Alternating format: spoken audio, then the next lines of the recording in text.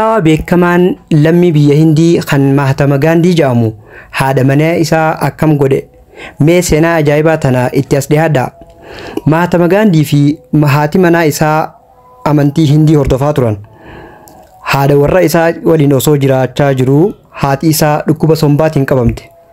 Yeroo kana inni biyya Hindii osoo hin taane biyya Ingiliiz ture. Haakimoonni biyya Ingiliiz dhukkubni isaa dhukkuba salphaa akka ta'e akkasumas qoricha penisiliinii qofaan fayyuu kan danda'u itti himan. Gaandhiin garuu yaada doktoroota kana ni dide.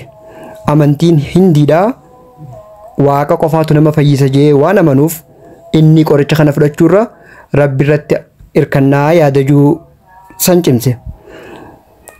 Kana Gaandhiin haadha manaa isaatiin akki jee nuti Rabbitti amanna.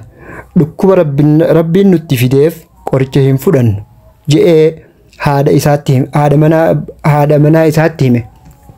Isiinis imaana hangam akka qabduun laalaa hujee haadha warra isaatis yaamee kaasturbaay nuti Rabbitti amannaami jedhee isii gaafate. Kaasturbaayis akkasi jette. Haala kanaan qorichi akka qaama isii keessatti hin naqamne yookaan qoricha kana akka hin fudhanne godhee diduudhaan dullattiin guyyaa muraasa booda duutee addunyaarraa boqotte. Gaandhiin guyyaa muraasa booda inninis dhukkuba birootiin qabame. Dhukkubni inni qabameen kun garuu dhukkuba sombaa sana osoo hin taane dhukkuba buseeti. Yeroo kanaas haakimoonni biyya Ingiliiz akkuma dabaree duraatti lubbuu ta'e baraaruudhaaf kiniina kana liqimsuu qabda. Kiniinni kun qoricha buseeti.